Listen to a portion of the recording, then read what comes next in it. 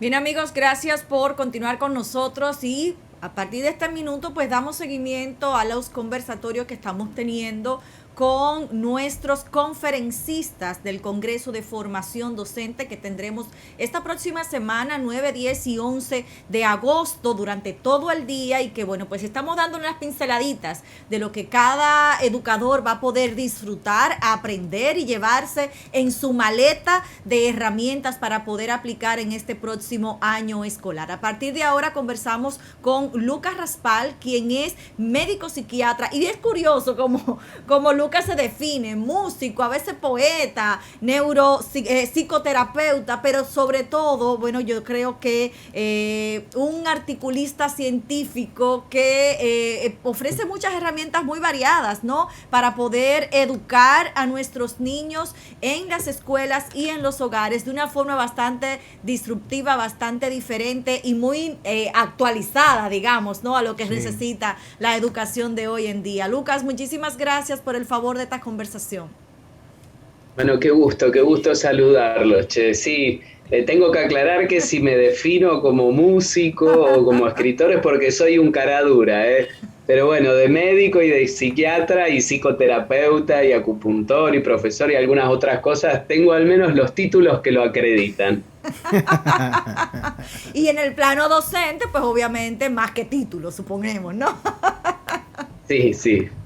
Y Qué me bueno. gusta mucho y lo agradezco siempre porque me parecen estos espacios como los que ustedes van a generar en esa semana del Congreso, primero absolutamente pertinentes y segundo valiosísimos. Es tan rico encontrarnos todos los que hacemos a esta comunidad educativa tan cambiante y que precisa de las reflexiones y los espacios para trabajar y dejar inquietudes y traer lo nuevo y traer experiencias de otros lugares, siempre para ajustar a las dinámicas locales. Me parece genial, así que lo agradezco enormemente. Gracias. Lucas, cuando uno se sumerge en los textos tuyos, es muy embriagante porque no solamente hablas de una manera muy personal y al mismo tiempo muy actualizada, diría yo, pero también utilizas mucho el lenguaje médico, inclusive también utilizas metáforas gastronómicas y digamos anatómicas para que uno pueda rápidamente entender el proceso que tú estás tratando de describir y que se pueda conceptualizar un cambio definitivo en el paradigma de cómo los educadores educan y de cómo los políticos educativos pues conceptualizan el proceso. Y yo diría que hasta que los padres, algunos de tus textos al leerlos, yo digo, pero mira, esto es algo que deberían de leer los propios padres de los niños y las niñas, porque les sirve de herramienta para entender cómo se construye la memoria, cómo se construye el pensamiento, cómo debo yo de valorar o de definir y de manejar los procesos de aprendizaje de mis hijos en las diferentes etapas. El debate tuyo que vamos a poner en algunos segundos sobre los temas de la tecnología y cómo eso se está enfrentando hoy en día, me parecen extraordinarios. Vamos a comenzar primero con un tema que tú tratas sobre lo que tú llamas atención, no realmente tú, son los textos de neurociencia que así lo definen, pero que tú los utilizas de manera muy importante en tu texto, cuando tú hablas de atención involuntaria o flotante versus la atención voluntaria o selectiva. Háblanos un poquito de esos términos, uptime, downtime, pausa activa, y cómo digerir el aprendizaje bien sin apresurarlo.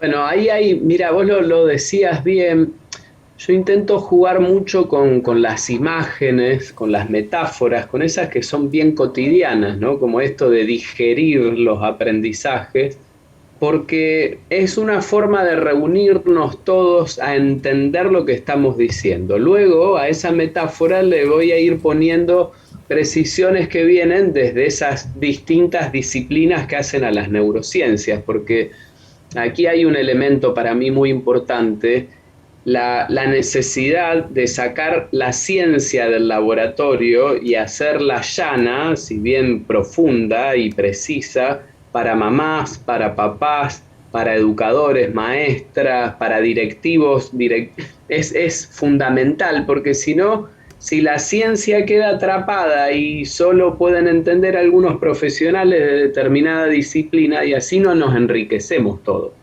Y por supuesto que siempre en clave de lo que necesitan los niños y las niñas, porque ese es el encuadre siempre de cualquiera de los libros en los que intento yo volcar una mirada, necesitan que tanto la maestra como la portera, como la directiva del instituto o de la escuela, como el papá, como la mamá, todos entiendan lo mismo, cada uno con sus posibilidades, porque si no, lo que se hace en la escuela se derriba en la familia o viceversa, que es una de las aristas importantes que presentan la crisis educativa actual. Yendo al punto de la atención, es un tema que me tendría que tomar como de mínimo 45 minutos o una hora, pero voy a intentar de hacerlo bien sencillo para que pique y que el día del Congreso lo podamos desarrollar mejor. Hay dos formas de atención en la literatura científica, en lo que hace propiamente a esta materia. Es la atención que flota, que es esa que uno siempre tiene encendida a pesar de no darse cuenta. Si aquí hubiera un ruido fuerte, yo inmediatamente giraría la cabeza, eso tiene que ser así. Pero luego hay en contraposición otra atención que es selectiva, que demanda esfuerzo y la voluntad, ¿no? Que es ese momento en el que yo intento ponerme acá, prestar atención a lo que ustedes dicen, seguir el hilo. Esa atención que no flota, sino que es selectiva y se orienta con la voluntad, se va agotando, por eso decimos que tienen periodos, porque se fatiga. Un periodo uptime, que es un periodo en el cual esa atención puede recibir, puede dejarse llegar por estímulos que llegan por los 5 canales sensitivos que tenemos y que van entrando, y un periodo downtime, que es al que hay que dejarle espacio, hay que dejarle lugar, no es pérdida de tiempo, por el contrario, si no se le deja lugar, van a empezar a salirse las cosas que se están recibiendo. Entonces, en el periodo downtime es cuando uno tiene que quizás bajar un poquito la mirada. Si yo estuviera en una clase, yo vería cómo alguno empieza a frotarse la frente o baja la mirada porque está empezando a integrar. Eso sucede cuando la atención se permite ese punto, deja de estar tan abierta afuera y está haciendo todo un proceso de tirar raíces, de andamiaje, diría Vygotsky, ¿no? De ir montando lo nuevo sobre los andamios que tenía. Por eso el manejo de los tiempos atencionales es fundamental. Y ahí, solamente para presentar el tema y que nos quede en el corcho pinchado para que lo trabajemos en el Congreso, ¿cuál es el lugar de las tecnologías y qué vinieron a cambiar las tecnologías, dado que hoy tenemos tantos niños y niñas que son nativos digitales? Justamente en los 2 últimos años, casi 3 años, Lucas, todo el mundo básicamente se volcó a la tecnología. Los niños que mejor les fue, porque es una realidad que no es la realidad de todos los niños, pues estuviesen frente a una pantalla, sea de computador o en algunos países incluso de televisión, ¿no? Mirando las clases por una pantalla. Y estas exposiciones tecnológicas sin duda dejan una secuela. Tú has dicho en alguno de tus libros que el aula puede reparar el cerebro de un niño. Y justamente encadenando todo esto que vamos viendo, la próxima semana estaremos viendo contigo una conferencia que dice lo que necesitan los niños. ¿Qué es lo que realmente necesitan los niños? Sobre todo esos niños que vienen quizás con varias secuelas de esta exposición a la tecnología, de estas encerronas, con traumas, de haber perdido familias, de estar expuestos a la educación de la forma no tradicional, de cara al próximo año escolar, a lo que nos estamos preparando como educadores. Mira, lo que necesitan los niños, lo voy a decir en términos muy generales, ¿no? Y sobre todo en el marco de la introducción que está facilitando, es el vínculo, ¿no? Porque aprenden niños, niñas, también nosotros, pero por supuesto que en grados diferentes, aprendemos en el vínculo. Si hay algo que nos mostró como complejidad la pandemia, cuando creíamos incluso que aquellos niños y niñas que podían mantenerse dentro de este tipo de plataformas porque contaban con los recursos materiales para hacerlo, que por supuesto no fue la realidad de todos, mostró que esa dificultad para trabar, para consolidar, para fortalecer el vínculo, hacía mucho más difícil la instancia de aprendizaje. Esto, por supuesto que no fue como algo que cayó y que nos sorprendió a todos, porque en la raíz, en el corazón de los educadores de todo el planeta, todos sabemos que lo más importante, sobre todo cuando son más chicos, pasa por acá. Pero quedó, lamentablemente por esta pandemia, desnudo que en el vínculo se da lo más importante para el aprendizaje. Entonces, si pensamos qué necesitan los niños, ante todo necesitan vínculo. ¿Qué necesita un niño para poder reparar heridas, para reparar aquellos obstáculos, quitarlos del camino que se han construido por la pandemia u otro factor? Necesitan vínculos, necesitan siempre del otro lado un docente, una maestra, un profesor que sepa presentarse como base segura. Y ahí dejo entonces otro título pinchado en el corchito para que podamos desplegar con tiempo y en forma qué implica que un docente sea una base segura y por qué en la literatura educativa actual entendemos a modo de afirmación que no hay variable más importante para que un educador pueda facilitar el desarrollo de capacidades cognitivas, emocionales y sociales de un niño que sepa presentarse como una base segura. Lucas, tú hablas en tus textos bastante sobre el paradigma de la tecnología y cómo la tecnología, digamos que amenaza o afecta la concepción de educación, los esquemas de atención de los niños, las posibilidades de construir y desarrollar el pensamiento en el aula, donde los niños están habituados a una velocidad y a una captura de información por la vía de las pantallas que sin lugar a duda compite y en la mayor parte de los casos pues le gana la pelea a el esquema tradicional del aula. ¿Es conveniente para los niños funcionar en lo que tú llamas modo multitasking? ¿Y cómo pueden los padres, cómo podemos competir con la tecnología? Sí, no es conveniente, no lo es para ellos, no lo es para nosotros tampoco. Os digo, si me vuelvo a mi rol de médico psiquiatra, lo podría contar con innumerables situaciones de consultorio. No, nunca es conveniente. En el desarrollo de los textos y de igual modo cuando nosotros lo podamos charlar en el Congreso, no intento hacer de la tecnología una suerte de representante del apocalipsis, porque aparte en algún punto es una batalla perdida si vamos por ahí. Pero sí me parece necesario hacer una descripción que ponga a cada cosa en su lugar. Yo creo que en la tecnología hay un aliado posible en la medida en que nosotros sepamos utilizarlo y no un oponente. Pero ese saber utilizarlo es justamente el equilibrio que tantas veces nos cuesta encontrar. Muchísimo en la casa y en ocasiones también en la escuela. El modo de funcionamiento, vamos a pensarlo como si fuera una referencia, ¿no? La referencia para el cerebro de un niño, también de un adulto, pero volvemos a los más chicos.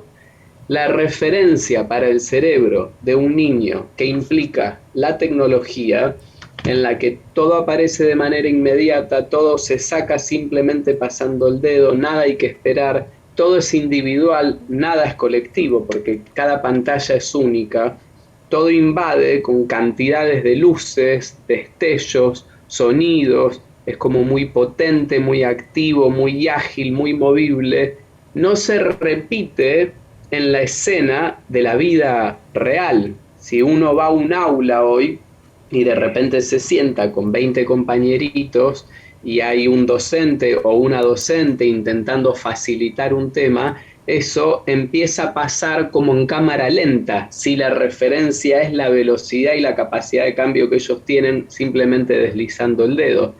Y el cerebro queramos o no, esta es la descripción que tenemos que hacer, se va acomodando y mucho a esa referencia que plantean las pantallas o las tecnologías, al punto que nos vamos dando cuenta que generación tras generación va creciendo con menor capacidad para tolerar los tiempos de espera, tolerar la frustración, esperar su turno, poder sostenerse con constancia en algo o demorarse incluso esos 5 segundos que hay que esperar antes de que en YouTube se proyecte el video. Por momentos parece que es el final del mundo. 5 segundos tengo que esperar, me quiero morir. Bueno, esas cosas, que las podemos decir con humor en este momento, tienen encerrada una posibilidad de crisis para el sistema. Entonces, me parece que es importante que nosotros podamos revisar esto.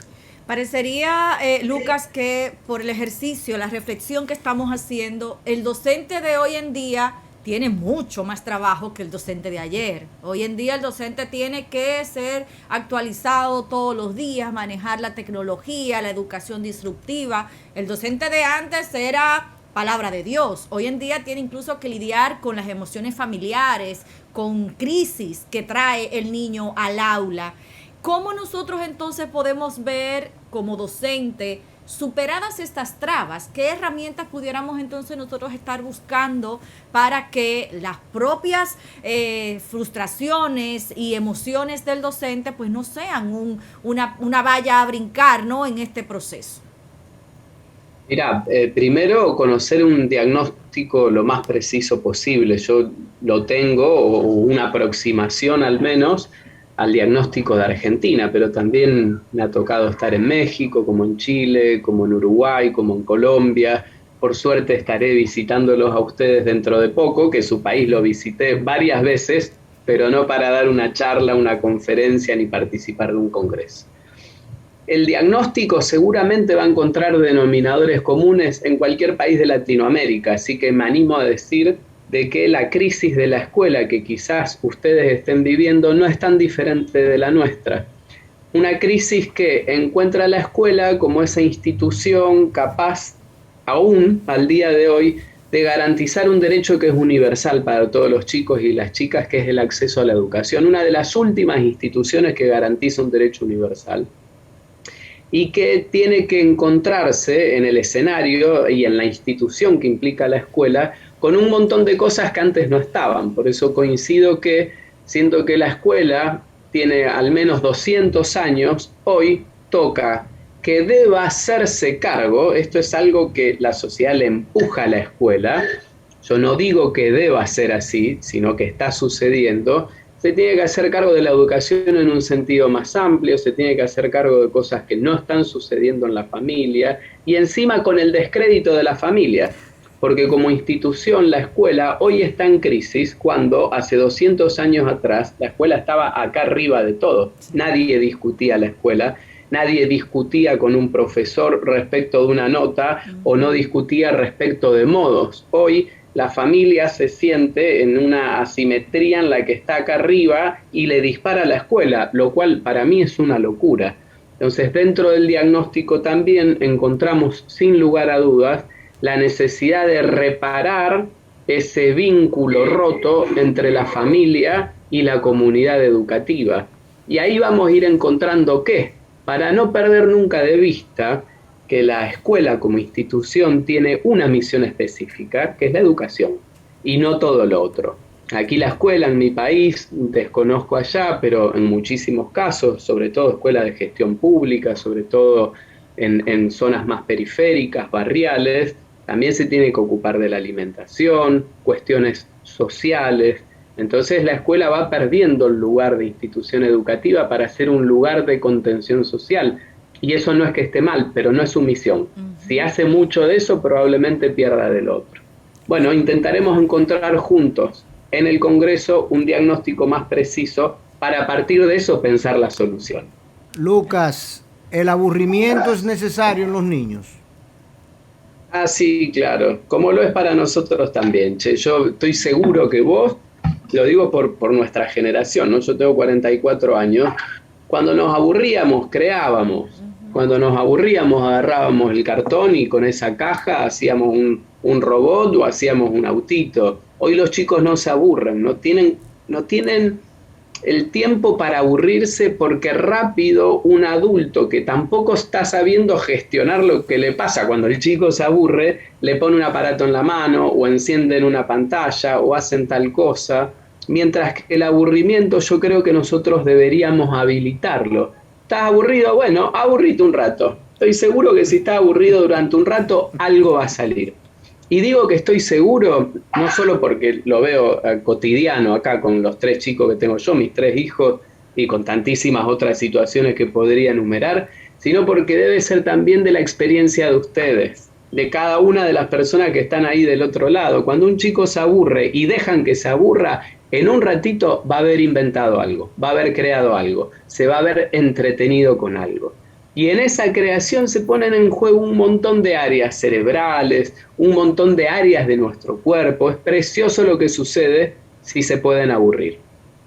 ¿Y en el aula? ¿Cómo se gestiona entonces esa parte creativa que bien señalas, donde se supone que el aula tiene que estar llena de herramientas, ¿no?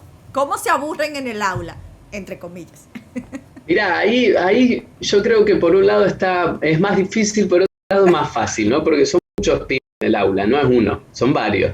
Son 20, son 30, son 40, no sé cuántos chicos tienen en el aula ahí. Pero la parte de a favor es que ahí el docente, primero que conoce y tiene recursos para hacerlo, facilita, o al menos así debiera ser, un disparador que enciende la motivación, porque vamos a hacer como un pasito muy breve de neurociencias. No hay manera de activar el cerebro y de tener a disposición todas sus áreas, así como sedientas por lo que vaya a pasar, si no es primero convocando la motivación. Y la motivación se convoca con una propuesta que en el fondo es lúdica, o una propuesta que toca con mis experiencias, toca con mi realidad. Si la propuesta docente es muy lejana de los intereses y la realidad del niño o la niña, es difícil que se encienda la motivación. Y si no se enciende la motivación, que es esencial para el aprendizaje, el cerebro queda como grisecito, quedaría en una marcha intermedia. En cambio, cuando se genera esa pregunta, esa inquietud, esa motivación, se encienden todas las luces. No hay nada más fácil que jugar con un niño cuando entras a tu casa, ¿no? Y guardás los brazos acá atrás de la espalda y decís, ¿sabés qué tengo acá? Y vos ves que se le abren los ojos, abre todos los sentidos, está volcado a la experiencia. En el aula debemos intentar lograr, con las dificultades quizás propias de las distintas asignaturas, que ese niño esté entregado. Porque cuando lo está, tenemos todo su cerebro a disposición. Es fácil el camino si la motivación se encendió primero. Tú dices en tus textos que la motivación genera atención y la atención genera la construcción de la memoria, si no me equivoco. Tal cual. Es así.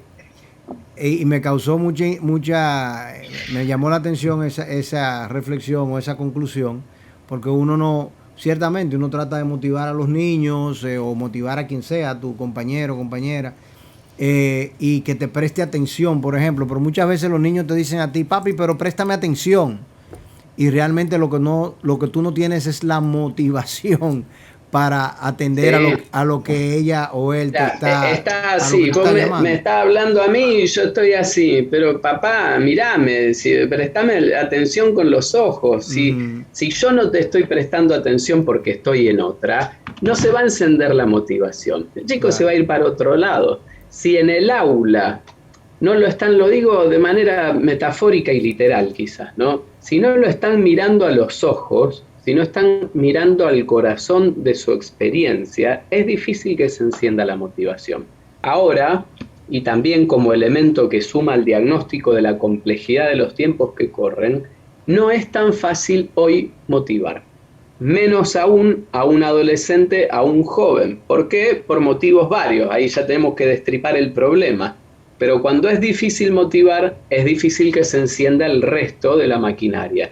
Si no motivamos, más difícil que se active la atención, que se sostenga la concentración, que se apriete el botón de REC y que se grabe en el cerebro. Entonces es más difícil que se aprenda. Entonces ahí entra el juego lo que una de las conferencias que vamos a tener contigo, esa neurociencia para educadores. Entonces saber identificar esos momentos, empalmarlo de manera consciente para poder atrapar a los chicos, ¿no? En esos procesos. Yo creo que hay mucho de esto que los docentes, las docentes lo tienen, lo saben. Quizás lo que nosotros podamos encontrar en el Congreso, lo que yo pueda de alguna manera facilitar o regalar, que con gusto lo haré, es entender qué hay debajo de eso que hasta hoy intuitivamente saben. Todo el mundo sabe, no es una genialidad mía, de que hay que motivar a los chicos para que aprendan o para que estén dispuestos a la actividad que se propone, ¿no?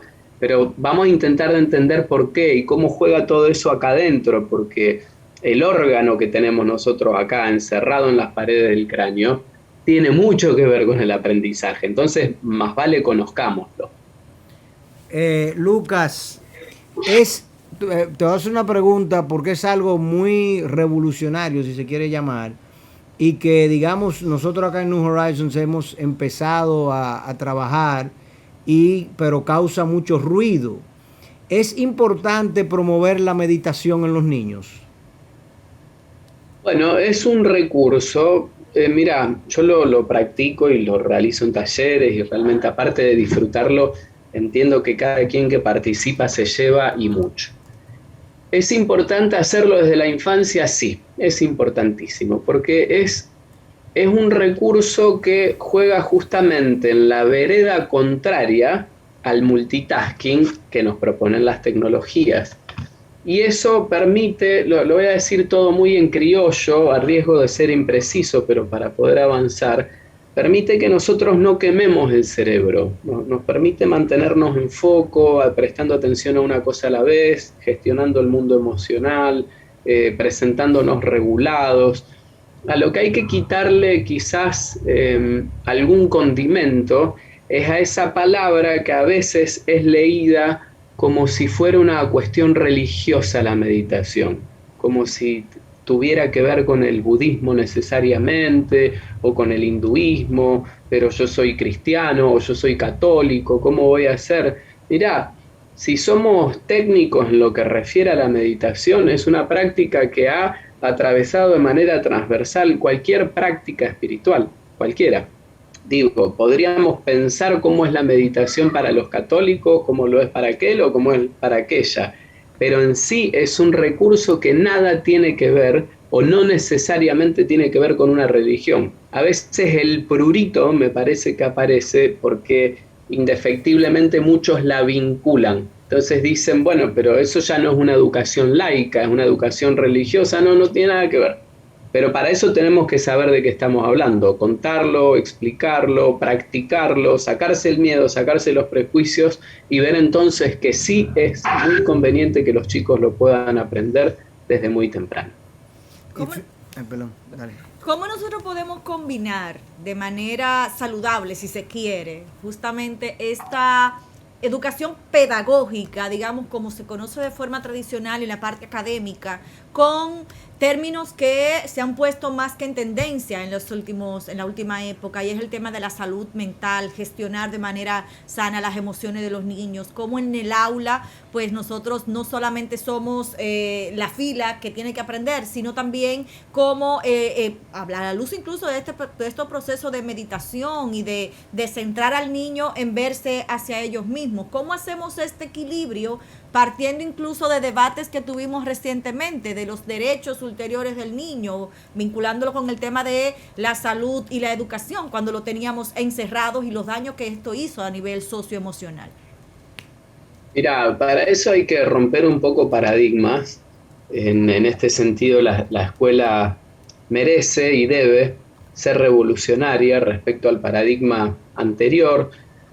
No lo digo como crítica de lo que pasaba hace 200 años atrás, yo entiendo que la escuela hace 200 años atrás hizo lo que tenía que hacer para la época, pero me animo a pensar que cambiaron muchas cosas en estos 200 años. Entonces, la escuela debe pensarse hoy a quiénes educa, es decir, cuáles son los niños que tiene, cuáles son los jóvenes que tiene, que son diferentes de los de hace 2 centurias, y para qué los educa. Entonces vamos a entender que el foco hoy tiene que estar claramente en el desarrollo de capacidades, no en los contenidos. Venimos de una escuela que de hecho está compartimentada, y esos compartimentos incluso suelen ser estancos, de acuerdo a las asignaturas o contenidos. Eso no digo que hay que dejar de lado, como que la matemática no fuera importante o la literatura no lo fuera, por supuesto que lo son.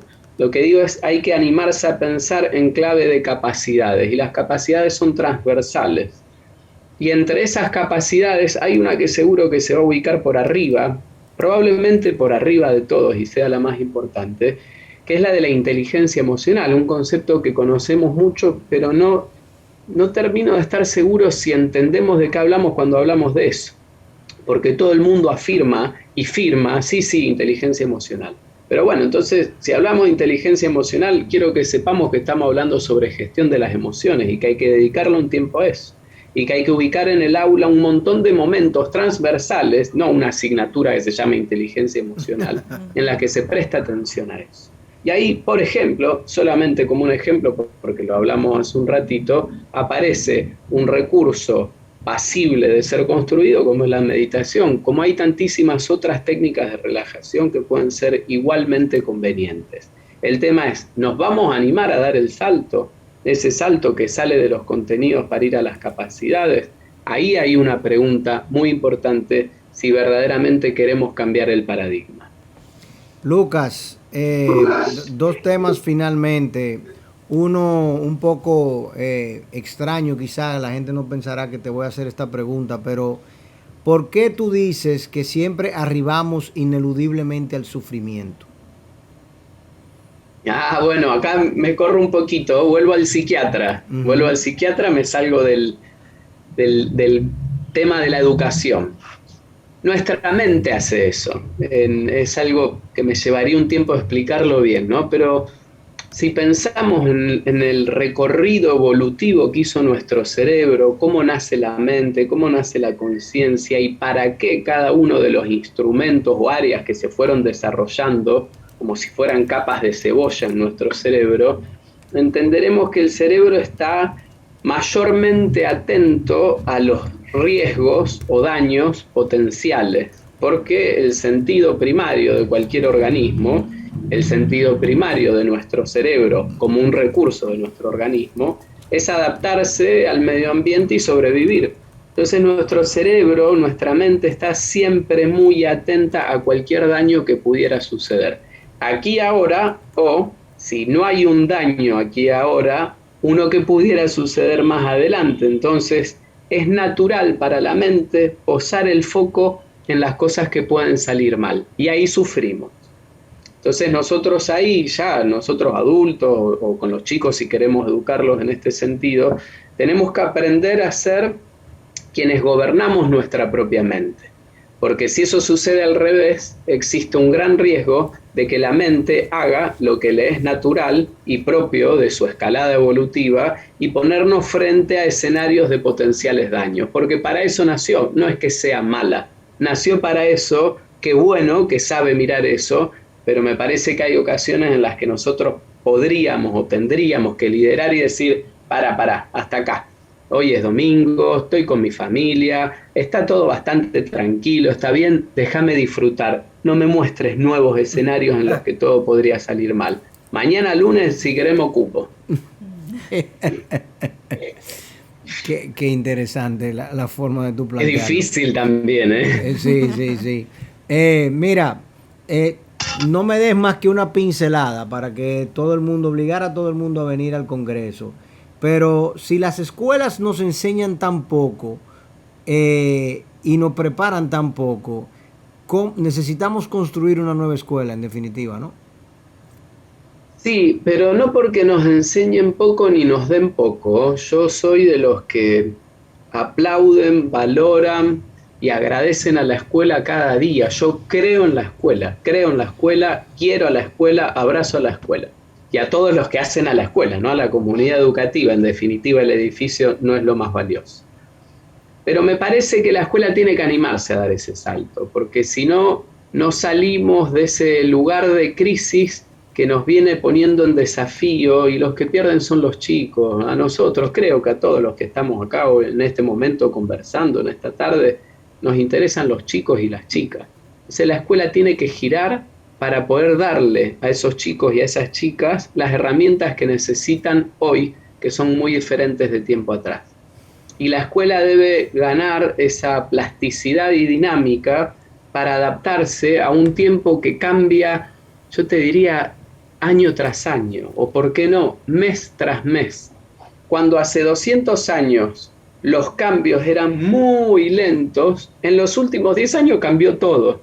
Ni me imagino cómo será el mundo dentro de 10 años. Hoy es difícil hacer ciencia ficción, porque todo lo que podamos imaginar termina quedando corto para lo que nos muestra la realidad.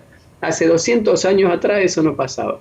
Por eso exige que docentes en todo el mundo tengan una capacitación permanente, tengan espacios de reflexión permanentes, tengan la posibilidad de revisar los diagnósticos también de manera permanente, y que las estrategias que se vuelvan en el aula sean finalmente dinámicas y adaptadas a lo que necesitan los niños. Bueno, señores, yo creo que estas son unas pinceladas muy valiosas las que Lucas Raspal nos ha dado en esta tarde, y que nos ponen a reflexionar sobre lo que va a ser este congreso que vamos a tener aquí estos 3 días, ¿no?, de conferencias de Lucas Raspal, José María Tomé y Marilina Roger, que estarán con nosotros desde el martes 9 hasta el jueves 11 de agosto, desde las 8:30 de la mañana hasta las 5:30 de la tarde, acá en las instalaciones de New Horizons en Santo Domingo, o de vía remota. Todo el que se inscriba también puede participar y conectarse en línea. Tendremos conferencias simultáneas al mismo tiempo y plenarias conjuntas, o sea que yo creo que todos vamos a poder aprender y empezar a cuestionarnos, a criticar lo que tenemos y a mejorarlo también. Sobre todo eso, ¿no? Es importante, como dice Lucas, para tener esos diagnósticos. Yo siempre digo, Lucas, con la información, con la data, es la mejor de las formas para poder tomar decisiones. Y la construcción de esas escuelas que queremos, pues sin duda tenemos que tener el aval científico, ¿no?, que nos da la información y la data para poder hacer esas transformaciones. Sí, coincido con todo, y aparte me animo a decir que la vamos a pasar bien. Y eso también está bueno, ¿no? Porque los espacios de reflexión y de capacitación pueden ser entretenidos, pueden ser ágiles, no son para un laboratorio, es para intentar de conocernos mejor a nosotros mismos, a los chicos, y animarnos a ser cada uno de nosotros actores protagónicos del cambio. Eso es muy lindo, esa es la invitación. Excelente. Trae tus zapatos de tango, que aquí te prometemos enseñarte a bailar merengue. Ustedes enséñenme merengue y enséñenme también tango, porque no soy el mejor exponente para eso. Gracias, Lucas, por el favor de esta conversación, y a todos ustedes que nos han acompañado durante esta jornada. Les agradecemos el favor de su compañía. Mañana a las 2 de la tarde nos volvemos a encontrar en este ejercicio diario de debatir las ideas, siendo la voz alternativa de la comunidad educativa. Feliz resto de la tarde.